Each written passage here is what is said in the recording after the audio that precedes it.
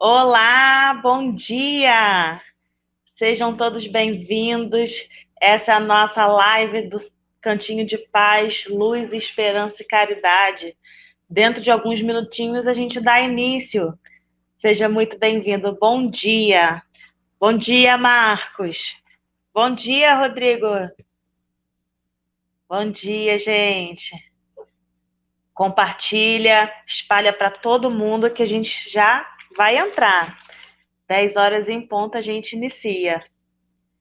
Feliz Dia dos Pais, é verdade, o Rodrigo lembrou aqui. Feliz Dia dos Pais a todos os pais. Os pais daqui, os pais de lá, os pais do coração. Bom dia, Luciana. Bom dia, Cláudia. Bom dia. Bom dia a todos vocês. Conta para todo mundo, ó. 2 minutinhos para a gente começar. Vai lá, compartilha na sua rede social a live do Cantinho de Paz, Luz, Esperança e Caridade, o nosso amado Cepelec. Bom dia, Edileuza. Bom dia, seja bem-vinda. Ó, a Edileuza também tá dando um feliz Dia dos Pais para todos os papais. Bom, né? Começar essa manhã especial falando um pouquinho é, da espiritualidade de Jesus, nosso Pai Maior. Bom dia, Delair. Delair tá assistindo juntinho com a gente. Bom dia a todos vocês. Bom dia, ó. 1 minutinho, já vamos começar.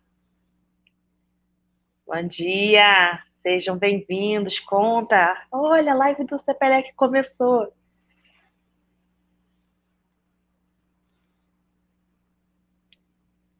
Que alegria estar aqui. Oi, Diogo Felipe, bom dia, seja bem-vindo. Muito bom ter você aqui com a gente.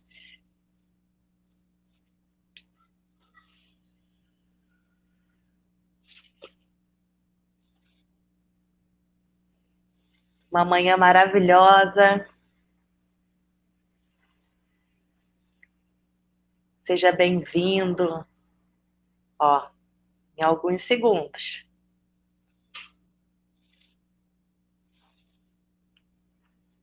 Tô acompanhando tudinho daqui, ó.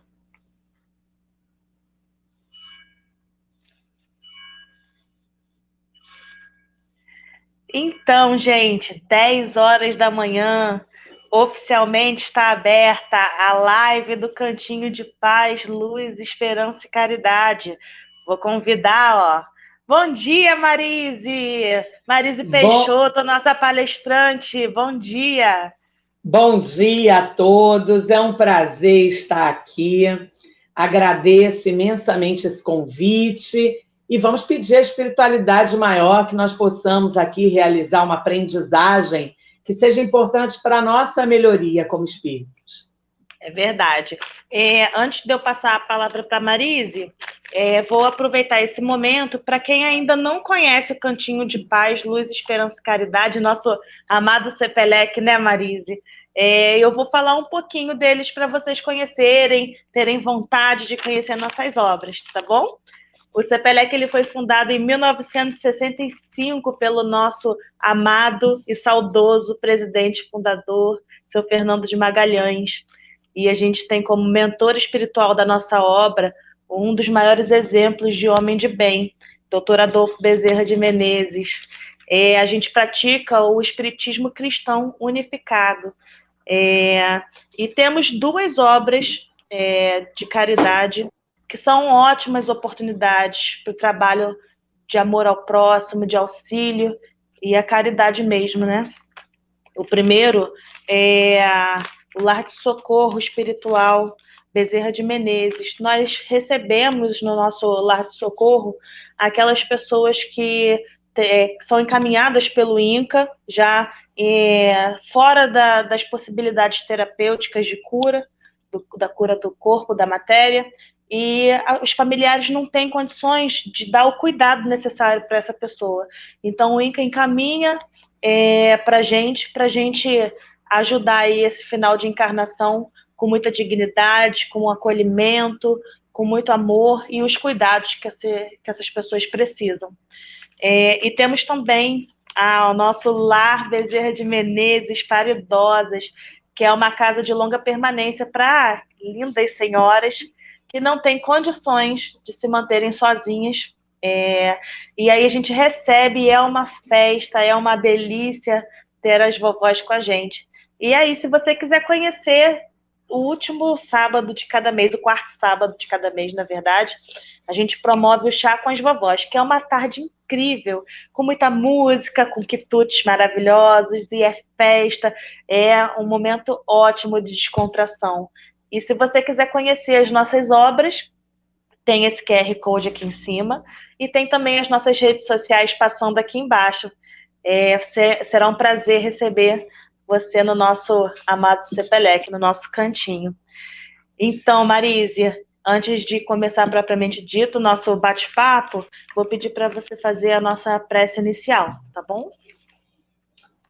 Então, vamos nos interconectar com a espiritualidade maior, com essa maravilhosa corrente do cantinho de paz, luz, esperança e caridade, e vamos pedir a cobertura necessária para que esse trabalho de hoje seja um trabalho coroado de êxito e que possamos aprender um pouco mais acerca dos ensinamentos de Jesus, dos caminhos que ele nos indicou para alcançarmos o reino de Deus em nós e na terra. E assim, com o coração cheio de gratidão por essa grande oportunidade, nós pedimos permissão para iniciarmos o nosso momento de estudo, esse momento de live, dando graças a Deus. Graças a Deus. Então, Marise, eu vi na divulgação o nome da palestra e eu fiquei em dúvida. O reino de Deus, ele é aqui e agora, Marise? Então, minha proposta é que ao longo dessa conversa eu possa auxiliar na resposta a isso, tá? Mas antes é preciso pensar por que eu escolhi o reino de Deus para fazer essa live de hoje, né? Isso foi uma oportunidade, Raquel, que veio para nós, que se colocou para nós, especialmente para mim, na pandemia, onde decidimos realizar um grupo de estudos através do WhatsApp, né?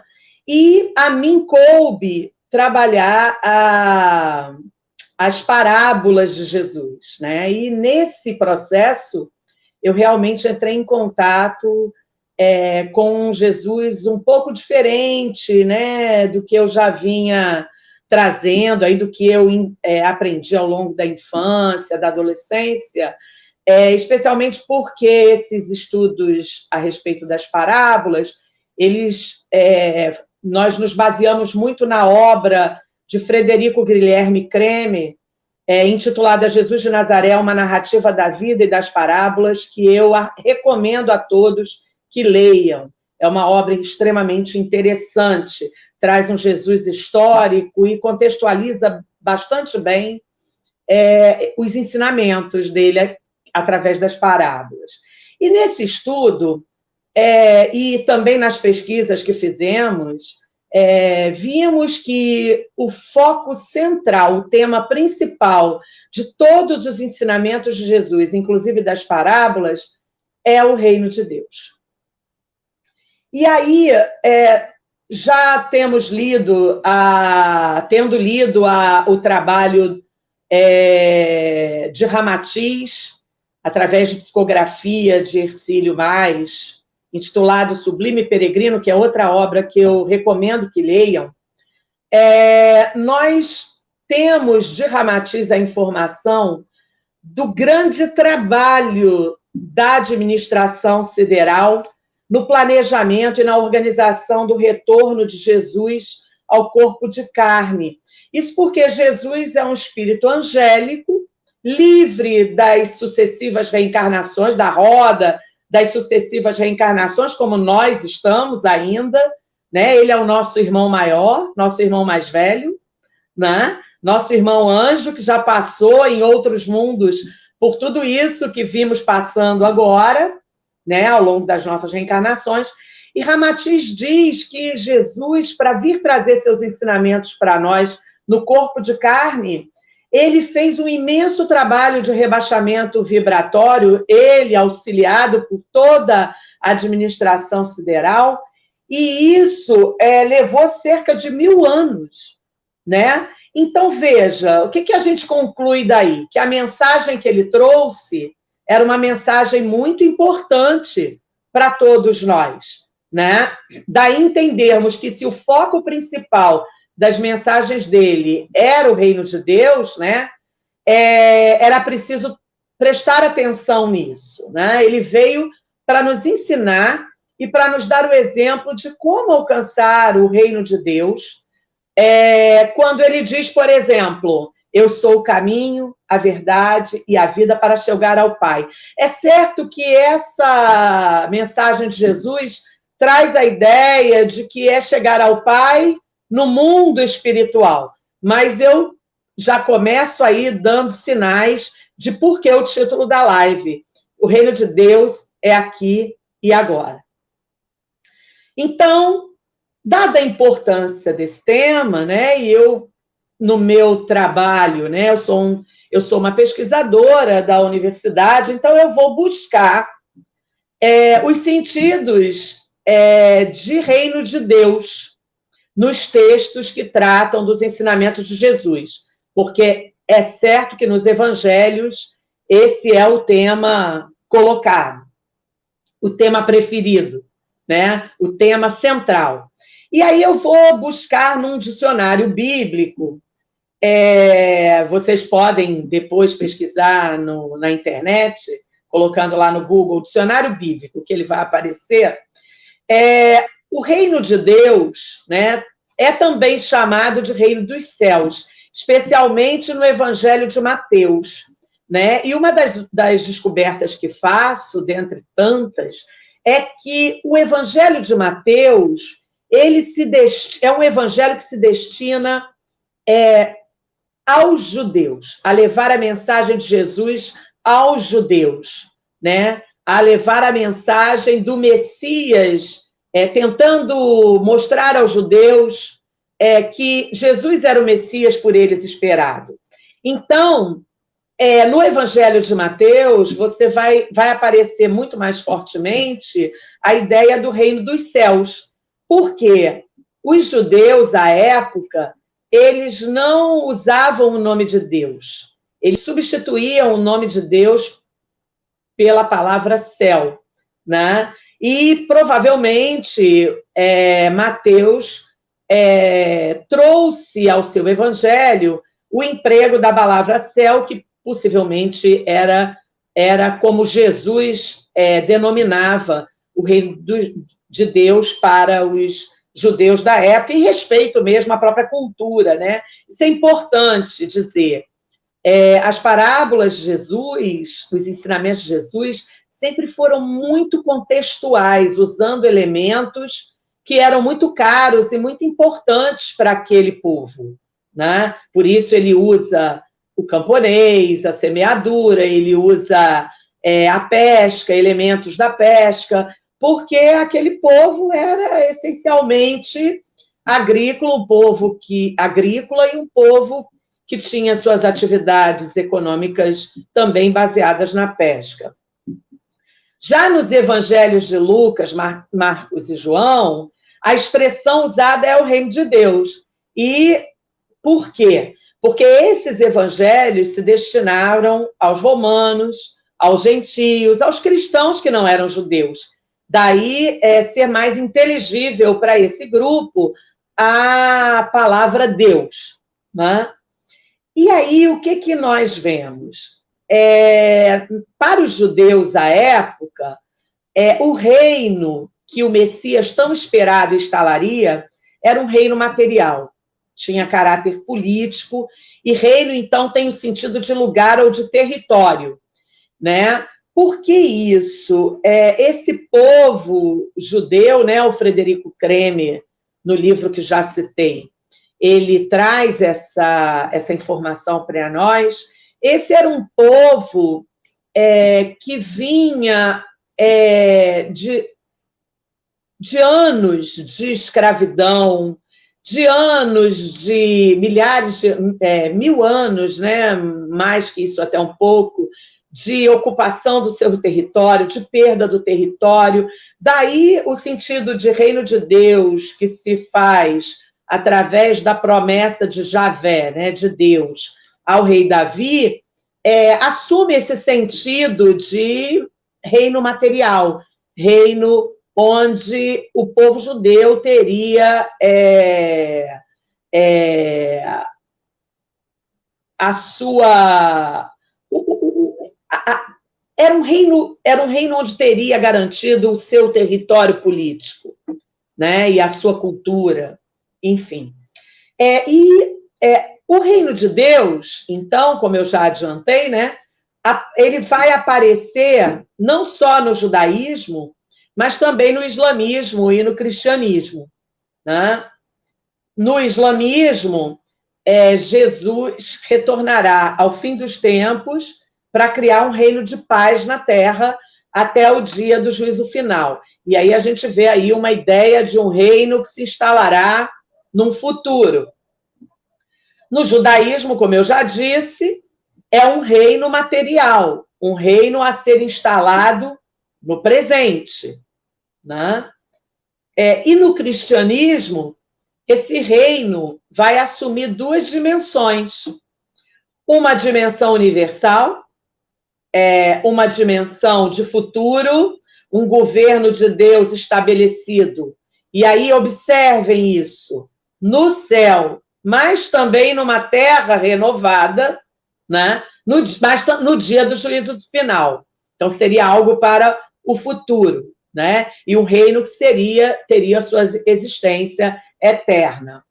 Mas há também no cristianismo uma dimensão pessoal, um reino que é uma condição interior, tem um caráter espiritual, moral, mental, psíquico, né? Ou seja, um reino que se instalaria dentro de nós, nas nossas mentes, nos nossos pensamentos, nas nossas formas de sentir, de agir, né?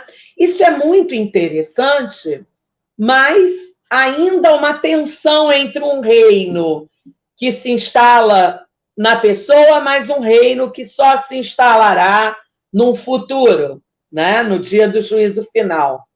E aí eu vou seguindo as minhas buscas. E busco por artigos acadêmicos que tratem do reino de Deus nas religiões. E aí eu encontro um artigo dos teólogos Érico Tadeu Xavier e Isaac Malheiros, é um artigo de 2019, e esses teóricos são teóricos do campo, são pesquisadores do campo da teologia, eles vão chamar atenção para essa dupla característica do reino de Deus.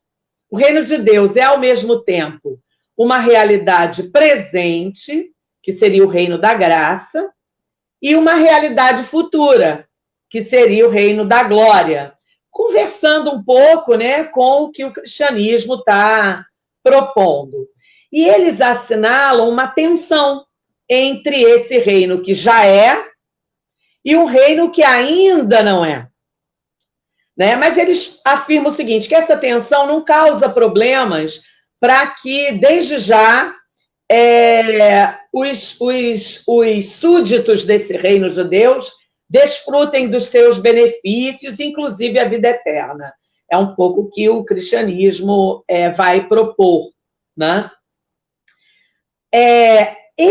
Essa ideia de que há essa tensão entre um reino de Deus que se constitui no presente ou se constitui no passado, no futuro, perdão, no presente ou no futuro, essa tensão, inclusive, é consenso nos estudiosos do reino de Deus, né? O Xavier e o Malheiros trazem isso no artigo deles, né? E a ideia de que o reino de Deus é uma realidade presente, a defesa que eles fazem, né, de que também o reino de Deus é uma realidade do presente, eles ilustram com uma citação da passagem do Evangelho de Mateus, que diz assim: chegou a vocês o reino de Deus. Esse reino se manifesta na própria pessoa e no ministério de Deus, está onde Deus está.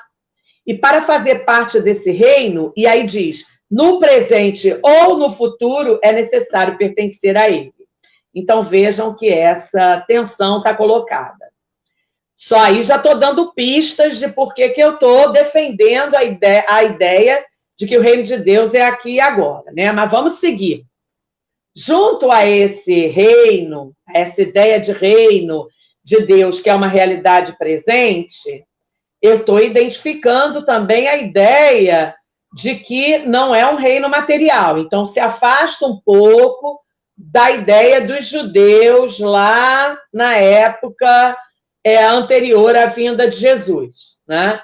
Mas é um reino espiritual. E há trechos dos evangelhos de Marcos e Mateus que sinalizam isso e que Xavier e Malheiros trazem para nós, né?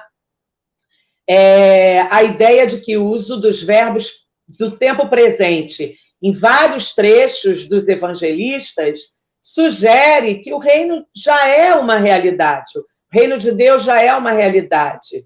Quando diz assim, por exemplo, em Marcos, o reino de Deus é comparado a uma semente que é semeada no coração dos homens, um reino espiritual, e continua, agora, não no futuro. Isso é importante, né? Pensem que o Evangelho de Marcos, ele se destinava a trazer os ensinamentos de Jesus aos gentios.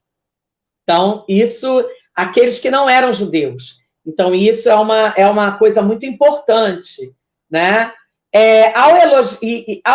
E aí temos um outro trecho de Mateus e em Lucas também, que traz o seguinte: ao elogiar João Batista, Jesus declarou, usando o presente, o verbo no tempo presente, que o menor no reino dos céus é maior do que ele. Então, não se trata de um reino a constituir-se no futuro, porque senão ele usaria o verbo será. É um reino a se constituir no presente. Desde os dias de João Batista até agora, o reino dos céus é tomado por esforço e os que se esforçam se apoderam dele. Isso estaria em Mateus e em Lucas também, né? Então, eu chego à ideia de um reino que não é material, afastando-nos daquilo que os judeus afirmavam, né?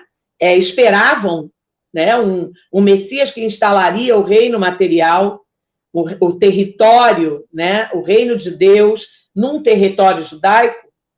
E vamos pensar, então, nesse reino espiritual. E aí eu volto para as minhas pesquisas no Wikipédia, né? Na internet, que diz, um reino, então, que não é deste mundo, como entendiam os judeus à época. É um reino que entendiam o reino de Deus como um reino com características políticas. Mas não, o reino de Deus teria características predominantemente espirituais. Seria um reino a crescer como semente que Deus coloca no coração de cada homem, de cada pessoa.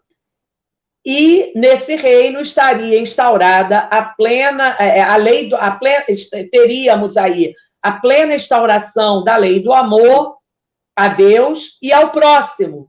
Lei do amor ao próximo. E que teria a sua realização final e perfeita na vida do mundo que há de vir, na nova terra e no novo céu. Então, eu começo a me encaminhar para a ideia de que é um reino espiritual, mas a ser instalado na terra, né? E não só no céu, não só no mundo espiritual. E ainda a ideia de que é um reino implantado no fim dos tempos. Vou lá para o dicionário bíblico e traz a ideia de que é um reino que não é mais entendido como território, como era entendido pelos judeus, mas um reino entendido como domínio. E domínio de quem? Se o reino é de Deus, o domínio é de Deus. E é um reino inseparavelmente ligado à obra redentora de Jesus, né? E aí, como nós vimos, é o tema principal de todo o ensinamento de Jesus. E aí teríamos, então, a ideia de um domínio espiritual e moral, né? A semelhança dos ensinamentos que Jesus nos trouxe acerca de Deus, né? E mais uma questão que está em Mateus. É um reino para todos. Isso é muito importante. É um reino para todos. E é muito importante reafirmar isso agora, porque realmente nós olhamos, às vezes, situações muito difíceis, né? E a gente percebe irmãos e irmãs de caminho que se afastam um pouquinho, né? Se afastam um pocão, às vezes, muitas vezes, dos ensinamentos de Jesus. Mas é um reino que será constituído por todos. E é nesse sentido que o Frederico Kremer, no seu livro, fala até dessa construção interior como um processo longo, um processo difícil, né? Um processo... E ele analisa que Jesus usa a imagem do semeador, da figura do camponês que espera a colheita, não só porque ele estava entre os judeus e essas atividades eram atividades principais dos judeus, mas também porque Jesus queria indicar que a construção do reino de Deus exige paciência e confiança em Deus. Não está tudo perdido, meus irmãos e minhas irmãs. Nós estamos em pleno processo de construção desse reino. E quem vai nos dizer, nos dar a saída para isso, porque como pleno processo de construção? Eu estou vendo gente do meu lado que está muito afastado desse reino. Então, veja, como é que isso vai se dar? Isso traz muita desesperança, mas eu quero compartilhar com vocês a minha esperança e a minha certeza que a doutrina espírita nos ajuda a ter, né? A ideia de que esse reino não se constitui numa só encarnação. Quando a doutrina espírita traz a ideia da reencarnação, ela nos traz uma perspectiva muito interessante, né? Dizendo assim, todos vão construir o reino de Deus. Hoje, o que vemos nos nossos irmãos de caminho, encarnados na Terra, hoje, quando vemos os afastamentos, os grandes afastamentos, abissais até, né? Porque quem mata, né? Quem mata está, sim, num afastamento abissal. Quem agride o seu semelhante está num afastamento abissal. Mas esses irmãos vão ter aí chances de constituir o reino de Deus. Talvez não agora. Aliás, todos estão tendo chances de reencarnar aqui e agora, para poderem aprender, poderem evoluir, poderem transformar, evolução no sentido de transformação, né? Não com a ideia de evolução como algo que a gente diz assim, não é possível, está tão ruim a coisa que não é possível que aí tenha evolução. Claro que tem, claro que tem, claro que tem transformação, claro que tem mudança, né? E as mudanças muitas vezes vêm quando esses irmãos desencarnam, né? Porque eles são acolhidos, são levados para locais na espiritualidade apropriados para recebê-los, né? E para trabalhar com eles. Então, vejam, essa é a grande esperança, né? Jesus nos prometeu um consolador. E nós estamos entendendo que o consolador prometido é a doutrina espírita, especialmente com a ideia das reencarnações. E aí, por quê? Por que a esperança? Todos nós trazemos um Cristo interno em nós. A doutrina espírita aponta para isso, que está agindo continuamente em nós. em todos, sem exceção. É como se fosse um DNA, uma genética que nos aproxima de Jesus. Nós temos a mesma genética, digamos assim, a mesma predisposição que tem Jesus. Só que, claro, estamos muito afastados dele, né? E foi por isso que ele se sacrificou, por isso que ele rebaixou o padrão vibratório, para vir aqui nos auxiliar e nos prestar essa grande ajuda que foi trazer os seus ensinamentos. Então, nas muitas reencarnações, cada um de nós é colocado diante de dificuldades, diante de dores, que vão nos auxiliando nesse processo evolutivo. No entanto, aí vou chegar à temática da nossa... Estou começando a me aproximar da temática da nossa live, né? É uma construção longa, é uma construção difícil.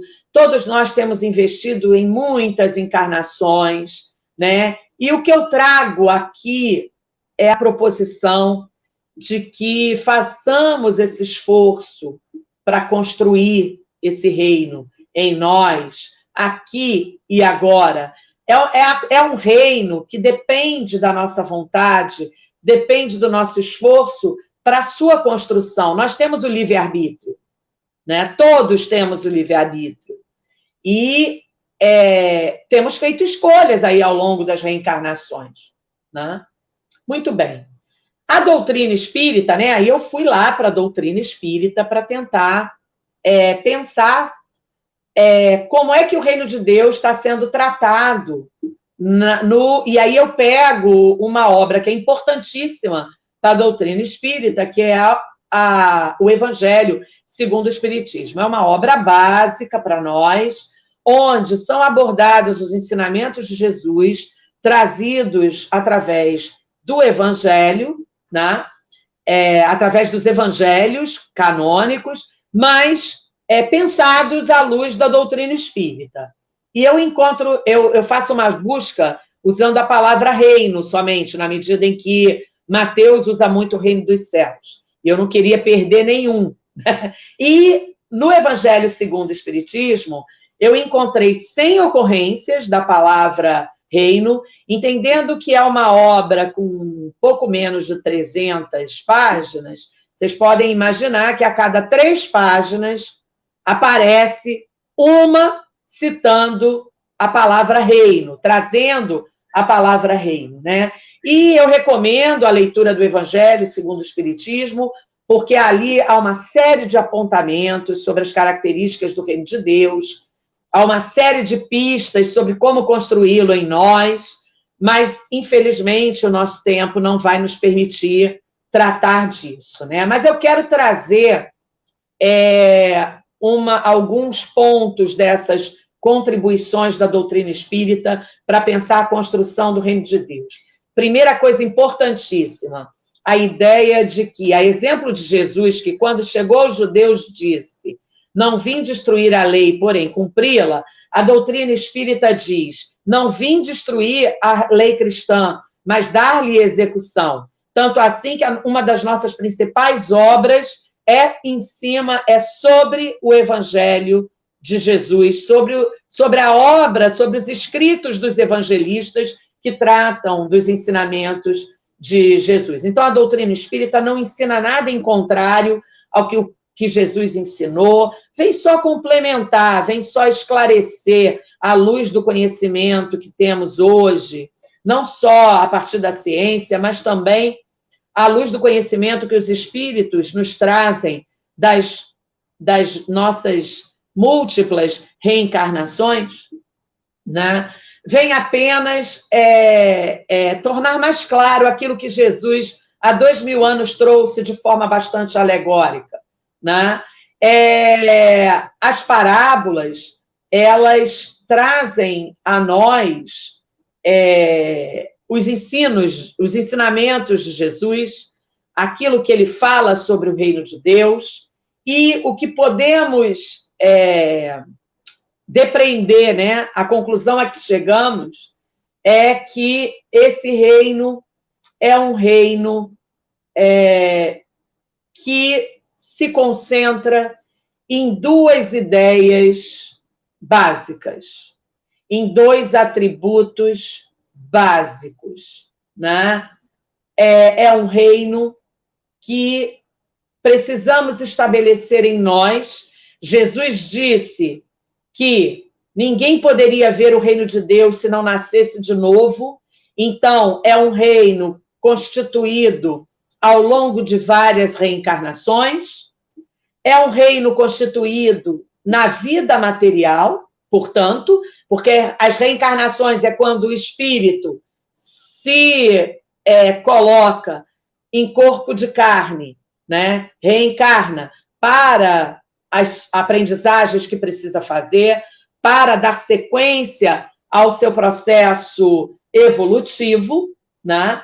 E nessas múltiplas reencarnações, temos tido grandes oportunidades de construirmos em nós o reino de Deus, de estabelecermos nossos modos de ser, de pensar, de sentir, de nos relacionarmos com as pessoas, pautados no amor de Jesus, no amor que ele nos exemplificou. Jesus sempre foi piedoso, acolhedor, com as nossas inferioridades, com as inferioridades dos irmãos, e não tenho dúvida que muitos de nós estávamos reencarnados lá. Ele foi muito acolhedor, muito amoroso. Ele perdoou. A última frase que ele diz na cruz é: Pai, perdoai-vos, eles não sabem o que fazem, né? Ele foi acolhedor conosco. Então, nós precisamos nos esforçar para implantar em nós esse modo de ser, de pensar, de sentir, que ele nos exemplificou, e nos afastarmos cada vez mais do nosso egocentrismo, manifestado através do nosso orgulho e do nosso egoísmo. Precisamos afastar esse orgulho e egoísmo dentro de nós e instalarmos cada vez mais a humildade e a caridade. E eu quero, para finalizar, porque meu tempo já está esgotado, mas nós vamos continuar conversando, eu quero finalizar com a seguinte questão: olhem à nossa volta e vejam como as situações do nosso cotidiano estão o tempo todo nos convidando a deixarmos o nosso orgulho, o nosso egoísmo de lado e a olharmos para os nossos irmãos com mais acolhimento, com mais amor, a olharmos para os nossos irmãos com mais compaixão, a exercitarmos mais o nosso perdão. Percebam isso. Vejam se essa pandemia não nos trouxe uma grande oportunidade de instalação do reino de Deus aqui e agora, na nossa prática cotidiana. Bom, eu tinha mais coisas para dizer, mas eu vou terminar por aqui, porque eu quero ouvir agora as perguntas, as questões, as problematizações dos nossos irmãos. Agradeço bastante essa oportunidade de estar aqui compartilhando essas descobertas que ando fazendo. Marise, foi incrível e foi tão completo que não deu muito espaço para perguntas, porque, né, foi tão bem explicado, mas eu tenho uma pergunta. Se o reino de Deus ele é aqui e agora, o caminho para a gente se manter nesse reino, pelo menos nessa atmosfera, recebendo um pouco desse reino, seria necessariamente a reforma íntima? Sem dúvida, Raquel, era o que ficou de fora, e eu te agradeço aí a possibilidade de colocar. Na verdade, o orgulho e o egoísmo, a gente observa que nos ensinamentos de Jesus, ele está o tempo inteiro indicando para a necessidade de nós nos afastarmos do orgulho e egoísmo, né? Então, por exemplo, como ele acolhe os irmãos e as irmãs que à época, né, está nos evangelhos, está nas parábolas, como ele acolhe os irmãos e irmãs que à época em que ele viveu eram considerados os pecadores, porque não seguiam as tradições, as leis judaicas à época, né? Isso é uma questão muito importante. Eu entendo uma significação que faço, que Jesus, ao fazer isso, mostra para nós que muito mais do que seguir leis, seguir padrões, né, que não devem ser, na verdade, assim, os ensinamentos da doutrina espírita não devem ser desprezados por nós. Eles trazem muitas pistas, colaboram muito para que nós possamos construir esse reino de Deus, para que nós possamos nos modificar. Eu entenderia até, a ideia que tenho é que o reino de Deus seria instaurar esse homem novo dentro de nós, nos reformarmos intimamente, nos afastarmos desse orgulho e desse egoísmo que tem marcado as nossas múltiplas vidas, as nossas múltiplas reencarnações, e que tem nos conduzido a erros terríveis. Não foi só o erro de colocar Jesus na cruz, né? Não foi só o erro de colocar Jesus na cruz que nós cometemos. Na verdade, Jesus vai para a cruz por quê? Porque ele ameaça a lei da época, a lei religiosa da época. Ele ameaça. Ele diz, olha, essas pessoas que são vistas como pecadores diante da lei são irmãos nossos, são filhos do nosso Pai. E o Pai não é julgamento, o Pai não é punição, o Pai é amor. Ele acolhe, ele entende a nossa inferioridade, ele entende o nosso percurso, ele entende que ainda somos muito egocêntricos, muito centrados em nós mesmos, e ele só vai permitindo que a gente, com o nosso livre-arbítrio, aproveite as chances de se afastar disso. Então, é preciso, e aí eu digo, não basta estar sob um templo, não basta dizer os ensinamentos de Jesus da boca para fora. É preciso praticar esses ensinamentos no nosso cotidiano. E, olha, eu tenho muitos amigos ateus, e eu lhe afirmo, há muitos amigos ateus que praticam no seu dia a dia os ensinamentos de Jesus. Muito legal. Pensam o Jesus histórico, não o Jesus religioso, o Jesus histórico. E praticam, defendem os oprimidos, buscam possibilidades de trabalhar, de que as pessoas trabalhem, de que possamos atingir a igualdade, a equidade para todos, garantir a todos o acesso aos bens, aos recursos, aos benefícios. Isso é colocar em prática os ensinamentos de Jesus. É claro que a doutrina espírita, acreditar nos ensinamentos de Jesus é fundamental. É um bom caminho. É um caminho importante. O que eu estou querendo dizer com o que eu estou dizendo é que esse caminho, esse templo, estar sob o templo não garante. Não garantiu lá na época de Jesus, porque não entenderam os ensinamentos dele, né, e o crucificaram, mas não garante também agora. Não adianta eu estar aqui falando sobre isso e não me esforçar por praticar isso no dia a dia com os meus pais. Não pode ser da boca para fora, tem que ser da boca para dentro, né? Não pode. Tem que ser da boca para dentro, né? E assim, e vou te falar, os desafios não estão fáceis. Às vezes a gente escorrega, às vezes a gente desliza, mas a doutrina, o conhecimento das parábolas, é muito interessante, porque ajuda, porque vem imediatamente dizendo assim, calma, calma, teu irmão do caminho. Isso me traz um outro questionamento, porque nós espíritos acreditamos que estamos no último trem, né? O tempo, ele está contra a gente nesse momento, a gente não tem mais tempo. Então, é correto afirmar que a transição planetária, na verdade, o mundo de regeneração, né, que a gente se encaminha, ele nos aproxima desse reino de Deus, a gente consegue entender melhor no mundo de regeneração, o que significa o reino de Deus e sentir inserido nele de fato?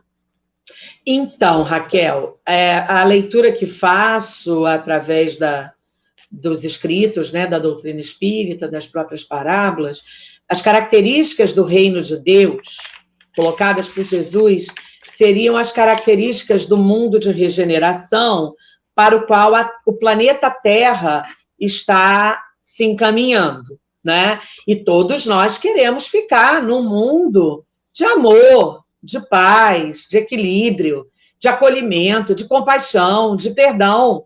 Nós queremos esse mundo, temos lutado por ele, né? Eu luto no campo da educação, mas tem gente lutando no campo da saúde, no campo da política, no campo das pesquisas, enfim. A gente tem lutado aí por ser um reino para todos, né? Um reino de paz, que a paz, o amor, a tranquilidade, o equilíbrio estejam ao alcance de todos. É um pouco isso que a gente vem fazendo. Mas, veja, esse momento é o momento da transição, por quê? Nós já vimos aí, temos tido contato, primeiro assim, vem desde Jesus, né?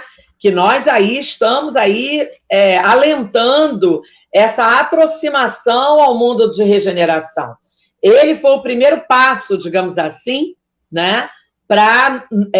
Primeiro passo não, os judeus lá atrás, quando decidem que trazem a ideia de um Deus único, isso já começa, no meu entendimento, tá? É uma leitura muito própria minha, isso já começa a ser azeitado, né? Jesus vem lá cerca de 2.500 anos depois trazer os ensinamentos, trazer as parábolas e tal. Aí vem. Aí vem a doutrina espírita no meado do século XIX, né? Codificada por Allan Kardec. Essa doutrina vem, como diz, trazer maiores esclarecimentos à luz das reencarnações, né? À luz da ideia da reencarnação. Então, veja, nós estamos aí num processo constitutivo. Um cronograma, né? Um cronograma. Exato. O Rabatiz, no Sublime Peregrino, traz isso, que é um planejamento imenso, né? Fantástico. Então, veja, nós estamos aí vindo nesse processo, né? De constituição desse reino, de constituição, de colocar em prática esses ensinamentos de Jesus. Então, veja, e mesmo assim, ao chegarmos à regeneração, né, que, pela comunicação dos espíritos, começaria a se instalar a partir da segunda metade do século XXI, né, que é o século que nós estamos. Isso posto, isso é processual. Tudo o que diz respeito à dimensão do humano, à dimensão social, é processual.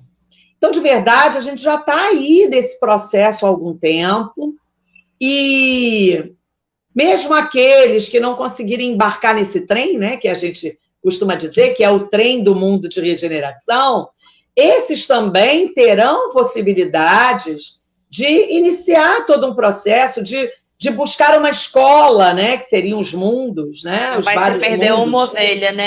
Não vai se perder nenhuma ovelha. Nenhuma ovelha para trás, nenhuma ovelha a menos. Todas serão incluídas, mas vão ser destinadas às escolas condizentes com o seu nível, o seu degrau espiritual, né, exato, para terem as aprendizagens necessárias para poderem caminhar no seu processo evolutivo. Muito bom, Marisa, a gente já estourou nosso tempo. Quero suas considerações finais, por favor. Então, eu quero muito agradecer a oportunidade de compartilhar esses estudos, né, essas ideias que venho tendo, e desejar a todos e a todas um feliz domingo. E quero encaminhar especialmente energias de afeto para os pais, né? Hoje, o dia que dedicamos aí a pensar nos nossos pais, e eu quero encaminhar essas energias de afeto não só para os pais que ainda estão encarnados no planeta Terra, mas também para os pais que estão na espiritualidade, né? E que com certeza estão emanando boas energias, energias de afeto e de amor para os filhos que deixaram aqui. Muito bem. Marisa, eu vou pedir, então, para você fazer a nossa prece de encerramento, para a gente finalizar, tá bom? Ok, Raquel. Então, nós agradecemos, Senhor, a grande oportunidade que temos tido nessa casa abençoada. Agradecemos especialmente ao nosso mentor espiritual, Bezerra de Menezes. E aqui vai um agradecimento especial ao nosso querido presidente fundador Fernando de Magalhães, que hoje está lá do outro lado, olhando por nós, sempre presente, sempre atuante, espiritualmente falando, e que também foi pai, né? Trazendo 2 irmãs nossas ao mundo, mas também, de certa forma, foi um grande pai para todos nós. Eu não o conheci pessoalmente, mas criando essa grande obra nos deu grande oportunidade. Então, receba o meu afeto carinhoso, né? E agradecemos a essa maravilhosa corrente, nossos guias, mestres, mentores, que estão todos aí enlaçados, irmanados na construção desse nosso cantinho, tão importante para todos nós. Eu só tenho a agradecer. Meu sentimento é gratidão. Graças a Deus. Graças a Deus.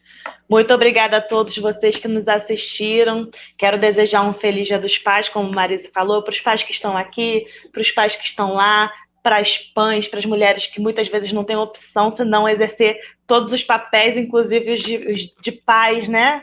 Boa lembrança, Raquel. Feliz Pães também. Feliz Dia das Pães.